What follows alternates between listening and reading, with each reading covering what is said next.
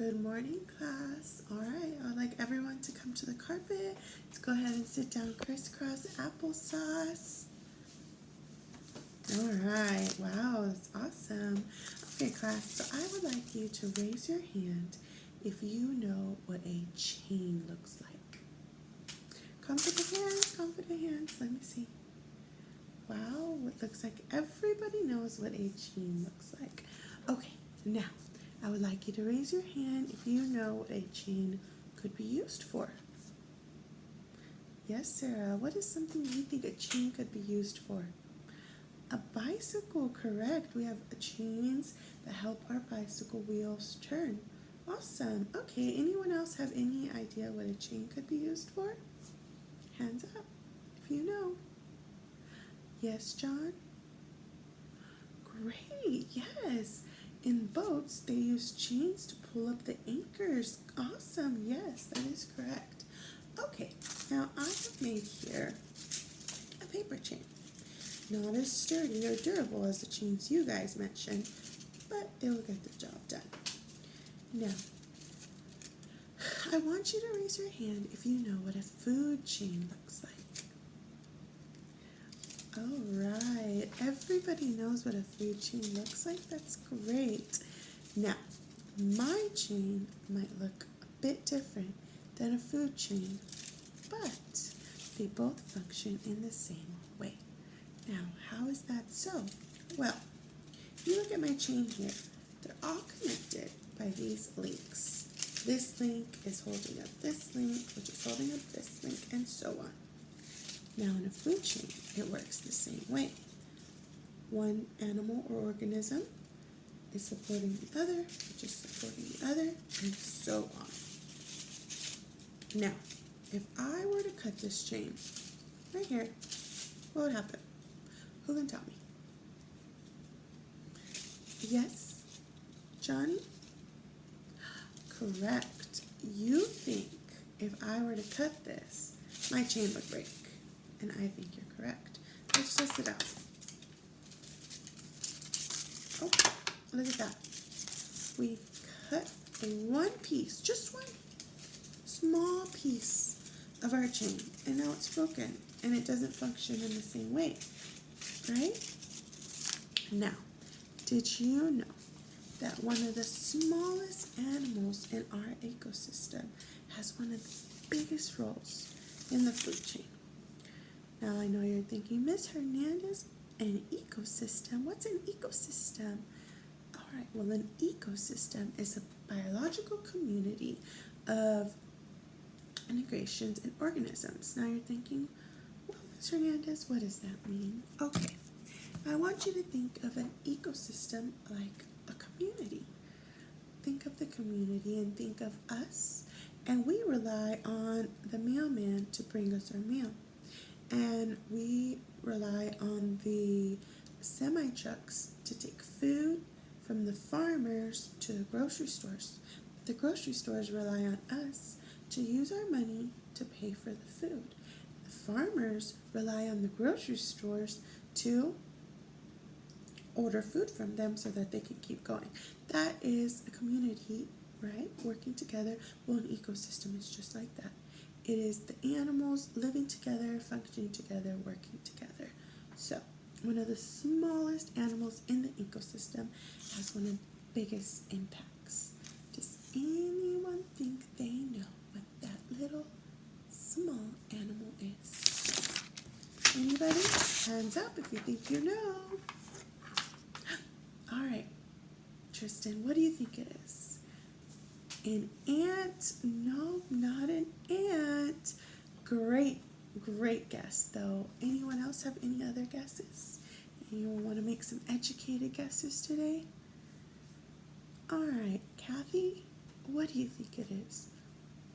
A bee? Have you read this book before? Correct, it's a bee. A bee has such a huge, important role in the food chain and in our ecosystem. And we are going to find out why, how, what can a little bitty bee be so important? So today we're going to read the book, What If There Were No Bees? want you to listen. I want you to be taking some mental notes on the different importances and what would happen if there were no bees. Okay. All right, class. Now that we read the story on what if there were no bees, I want you to get out your writer's journal. I want you to open it up, and I want you to write down some of the reasons from the book, some that you thought of maybe while we were reading the book, as to what would happen if there were no bees.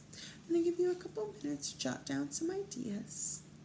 And then, once you're done and our time is up, I want you to get to your elbow partner. You get your notebook, they'll get their notebook, and I want you just to turn and talk to each other, discuss the different things that you got.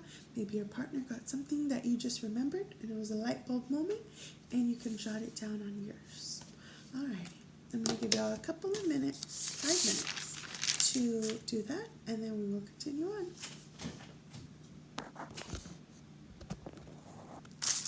Alrighty, class. Now that I've given everyone a chance to write on your notebooks and get with your elbow partner, we are going to give some ideas to the class, and we're going to elaborate on the ideas of why the bees are important and what would happen if there were no bees. Okay, so we have our chart right here. I want you to go ahead and raise your hand and give me some of those ideas. All right, Carlos. Yes, if there were no bees, we would have no pollination. Correct. We learned that the bees pollinate the flowers. Good, so we'll start with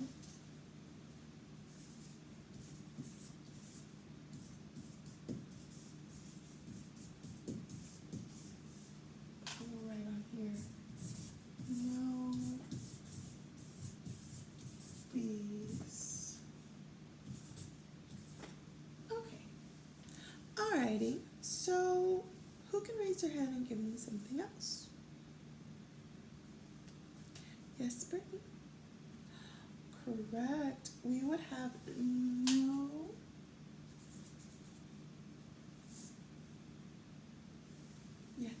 the farmers would have a harder time growing their crops. So we could put farmers.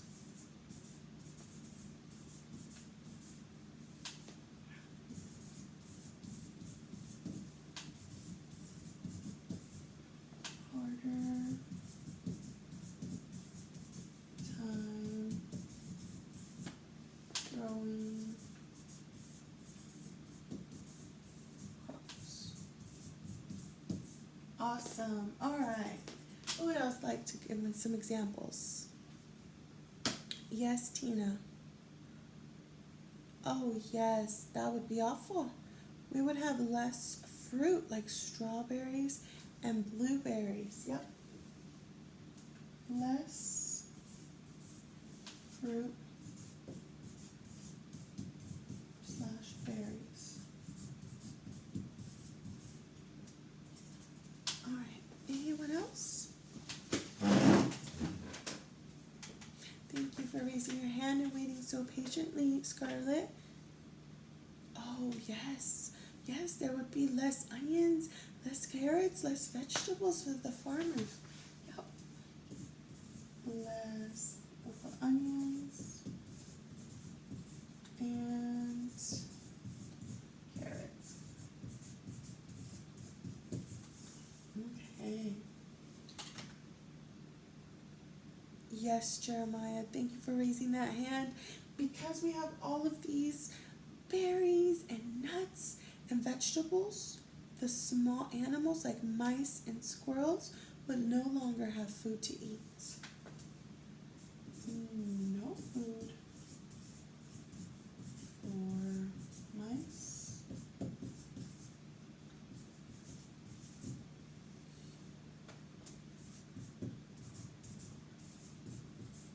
and squirrels and small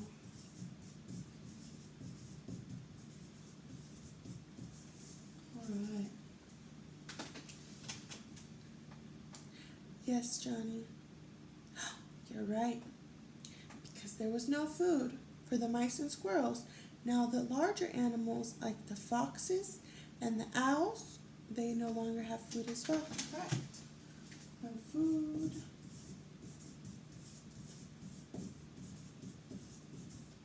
Fox and owl. Yes, there are other ones that wouldn't have food either. Correct. All right, anything else? Anyone else? Yes, Alyssa? The bears. You are right. We learned in the book that about a fifth of the bear's food comes from honey and fruit and nuts. Guess for all that, the honey, the fruit, and the nuts all need the bees. You're right. If there were no bees, there would definitely be no honey. Then there's no fruit and no. So the bears, they would not have food. They would have to move away. Yes, we learned that the bears would have to move away to try to find some other food. So we'll put less food for bears.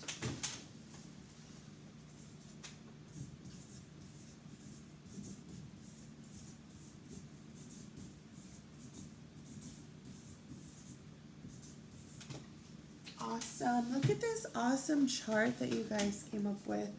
You all really were listening and observing and really paying attention to every single aspect of the book. Alrighty guys, so now that we've read our book and we've, gotten our ideas together and we've written them down, now I'm going to give you a chance to put it into action. So, every one of you is going to have a baggie on your desk, and that baggie has strips of paper that look something like this. Now what I want you to do is with your glue stick, I want you to get those pieces of paper and I want you to create your own chain. So your chain is going to look like this. Now, once you have finished creating your chain, you also are going to have animals, flowers, bees, different animals from your food chain. I want you to use your chain and I want you to start with what you think goes up here on the top and then go down, kind of like arrows. So for instance, my chain, the flower is going to go first. Now what does the flower need to pollinate? So I would get that and I would put it on the next one, and so on and so on. Alright, I'm going to be walking around, checking for your understanding, checking to see what you think, how you think the food chain should go. Now, some of you are going to have circles, and it's going to be the owl, snake, frog, and some of you are going to have these, and it's going to have a hawk, oh no, a snake, a bee. So y'all are each going to have different, not each, but y'all are going to have different animals in your baggies. And why is that? Well, that is because I wanted you guys to see that there's not just one specific set of animals that rely on these bees. There's multiple animals, and we need to learn and understand the different animals and how impactful one little animal, the bee, and how many different food chains that this one animal going away could impact. Okay, so I'm going to walk around and check.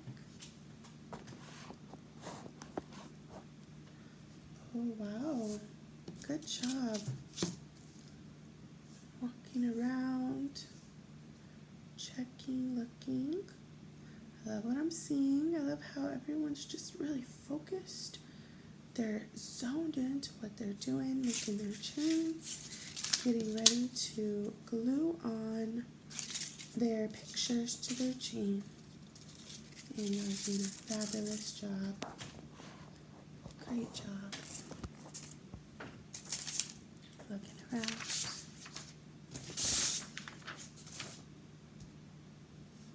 Oh, Sarah, I love how you glued these chains, but you might want to grab your cards and lay them out first on the table to make sure they're in the right order. Kind of look them over and then glue them. Just make sure that you have an order that you think, oh yes, this animal relies on this animal, which relies on this animal. Because if not, your chain might be a little mismatched here and there. So just continue. I would recommend putting them on the table, looking them over, and then gluing them. Great job. Oh, that looks awesome. Awesome, awesome. All right, class, did everyone get the correct order on their food chain? Give me a hands in the air if you got it right. Oh, that's awesome. Anyone want to share anything that might have stumped them? Yes, Alyssa? Oh, okay, yeah, that would have definitely stumped me. Alyssa said she didn't know what animal was first. Did the frog eat the bee and the snake eat the frog, or was it vice versa? Yeah, that's a good one. You would really have to stop and think about that one. I'm glad you figured it out though. All right, everybody, so now you are going to take out your paper that says AB food chain. Everyone give me a thumbs up in the air if you have your bee food chain on your table, your pencil out, and you are ready. Oh, great. Thank you for all of those thumbs up. Okay, so the first thing I want you to do is I want you to write your name right here where it says bye. Great. Now, after you write your name, I want you to get your pencil and on the box, let's count the boxes first. We have 1, 2, 3, 4, 5. 5 boxes. So on the very first box, to the farthest to the left, I want you to sketch out a flower. Now this doesn't have to be the best flower you've ever drawn. It's just a sketch. Not even needs to be colored yet. So I'm going to give you about a minute to sketch out a flower. Okay, now that you have sketched out your flower, I want to know, what do flowers need for pollination? Hands in the air. Yes, correct. They need bees. So in the next box, I want you to sketch out a bee. Again, just a sketch, doesn't need to be colored. I'm going to give you about a minute to sketch out the bee. Okay, now that you have your flower and you have your bee, I want you to finish your food chain. Now you have a chain here that already has animals on it, and you're more than welcome to draw the animals on your chain, or you can draw other animals that you think will be impacted and on your food chain.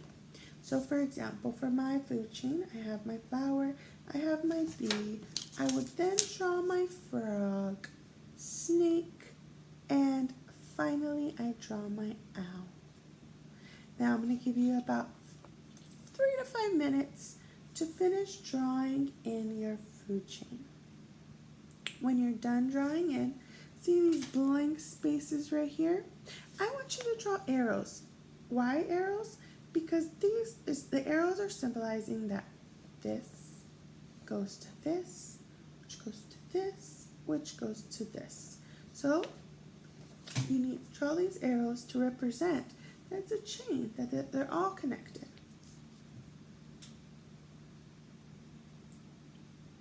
All right, give me a big thumbs up if you are finished drawing in your food chain. Awesome, awesome, awesome. Okay, now I want you to get out a crown. Your biggest, boldest red crown you have in your box. Get it out, and I want you to put a big red X over your flower and over your bee. That's right, big O X. I know, I told you not to get too attached to your drawings. A big old red X, flower, and bee. Now why? Why are we drawing a red X? Well, I want you to imagine a world with no bees. Every single bee in the entire world is gone extinct. Poof, they just left one day. Now, what do you think? I want you to think. What do you think would happen if the bees were gone? They were gone forever. What do you think would happen? Would these other animals be impacted? What else would be impacted? Who would be impacted? Do you think you would be impacted? All right. You got some ideas boiling in there? All right. I want you, in your best sentences, to write here, what do you think would happen if the bees were taken out of the food chain? Now, when you're done, you're more than welcome to go back in here and color in the animals. And I would also like you to label everything you drew. So if here you decided to draw a fox, I want you to label me a fox. For here, of course, you would label flower and label bee. I'm going to be walking around. I want to see those awesome sentences. I want you to be thinking about your sentence fluency. I want you to think, when it's said out loud, how is it going to sound? I want you to think, did I spell this right? Did I decode my words correctly? Good, good, strong sentences. Could I add an adjective to this sentence? Could I make it a little longer? Those are the kind of sentences that I want you guys to be writing. Okay, I'm going to walk around and I am going to be checking those sentences. When you are finished, I want you to get up and turn it into our assignment folder. Before you turn it in, I'm pretty sure I will have already seen it, but I want you to turn it in anyways. All right. Awesome. Wow, wow, that is a great sentence. I love how you elaborated on that ending. Good, strong conclusion. Awesome job. Awesome job. Oh man, John, those drawings are awesome. Good job. All right, class. Well, I'm so excited that we got to learn about bees and the ecosystem today. And tomorrow we are going to be learning about another function in our ecosystem.